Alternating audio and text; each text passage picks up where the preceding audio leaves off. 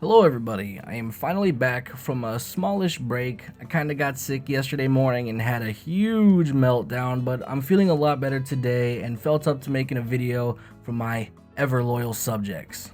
As you all may know, Shadowlands for World of Warcraft has been released and I've sort of been playing a lot of it recently, so much that I may be going off of like maybe 2 hours of sleep and it just not enough food. So yeah, it's been a bit of a struggle lately. It's pretty much why the videos have slowed down by a lot, but I know you guys aren't a huge fan of World of Warcraft, so I'll refrain from uploading it to the channel, but that's basically why things have been rather slow these past couple days. Plus, I mean, there's not really a lot of games out there that I'm sort of interested in.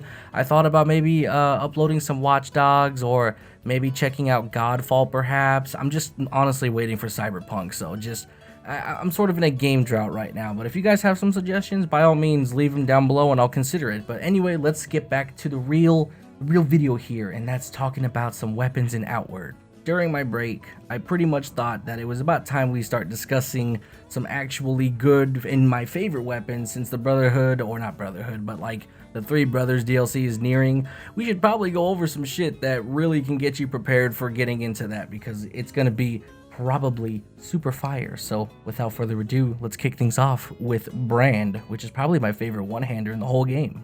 Its frost damage paired with confusion and pain debuffs makes this weapon an extremely dangerous one-hander for frost builds. You pair this with the Crimson Armor and the Frost Chakram, and you're looking at a very deadly build that decimates your enemies in seconds. How you obtain this weapon is rather annoying since it costs a pretty penny. You're going to be needing the Rusted Sword from the top of the mountain in Cierzo, aka the Conflux Mountain.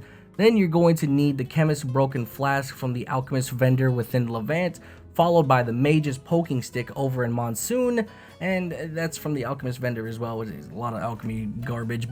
And then finally, you're going to be needing the Blacksmith's Vintage Hammer from Enmerkar Forest Berg area, and that it's going to cost you a lot of money. It's quite expensive, so if I were you, I would definitely head on down to Enmerkar and start farming the horrors in the like Wind Temple area.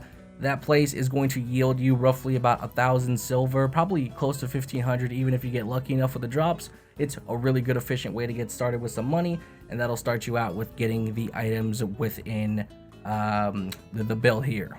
Just as another side note, you could also use the alchemy build method where you sleep and then you build a bunch of potions, the warm potions and the astral potions more specifically. If you sleep and use the alchemy kit, you can refresh the stock of the alchemy vendors and basically infinitely build these potions. Just be aware that whenever you do sleep, you are actually using the in-game time. So if you haven't taken down Vendavel or anything other that's related to a time constraint, make sure you deal with that first, or else you might come back to a burnt city that is all sorts of messed up. Next up, we have the World Edge Axe, which is probably my favorite weapon in the entire game.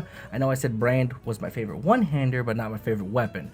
Either which way, the World Edge Axe is my favorite weapon in the entire game because it's actually the first weapon I used to beat Outward back on Xbox when I was playing then, and it pretty much was also the first weapon that got a mega nerf because it was incredibly broken. Even after the nerf though, it's still a stupid good axe that does an insane amount of damage. You can obtain this weapon very easily. All you gotta do is go to Enmerkar Forest, go to the Hive Lords, and then honestly, my advice, bum rush the boss level. Don't worry about the mobs unless you want extra money. In my opinion, they're just not worth the hassle. They do a lot of damage, not to mention they have like dot damage for bees. So if you're sort of unprepared and you're trying to like speed run your way to get a good weapon, this is probably the best strategy, because if you try and fight them, you're going to lose a lot of health, and unless you're a god and can one-shot the boss, this is not going to be very fun. So definitely just go straight to the boss room and take him out as quickly as possible. The Hive Lords are weak to fire, so if you can bring a Fire Varnish or a Rag or a weapon that has any kind of fire damage and also decent damage, also make sure to bring health pots. I feel like this is kind of self-explanatory, but I do see some people not using health pots as much, and it's very important if you want to sort of cheese your way through the game. Up next, we have a bit of an underrated weapon here, and it's the Obsidian Mace that you can craft pretty early on. All you're going to need for this is 2 Obsidian Shards and I think a Palladium scrap, or like a Palladium like thing. What the fuck is it called? I completely forgot. Yeah, it's a Palladium scrap. That's what you're going to need. Now this weapon might be sort of like, why would you put this on here over anything else? And I'm trying to keep it simple for the newcomers so they can get through the game rather simply with a decent weapon that's craftable early on. So I don't want to go too insane by naming off like a really insane weapon or whatever, but this one is very underrated. I do think it's actually a really good weapon that nobody really uses because it causes burning. It's really good. And since its accessibility is very early on, I think this makes it one of the better beginner weapons because you can actually use this weapon to take down the Hive Lords, which are actually affected by fire. So this is very early craft, highly recommended. I know it may not be the best looking weapon in the game, but in terms of usability and accessibility, this is one of the better weapons within the game. And for those of you that may be wondering where do you get an Obsidian Shard, all you have to do is go to Face of the Ancients in Enmerkar Forest. Rather early, you can go there pretty much with like any kind of weapon. Realistically, those things are pretty weak. I think the hardest part is going to be fighting the weird deer creatures that drop the Obsidian Shard. So if I had to recommend anything, probably bring an ice varnish or something and a decently hitting weapon.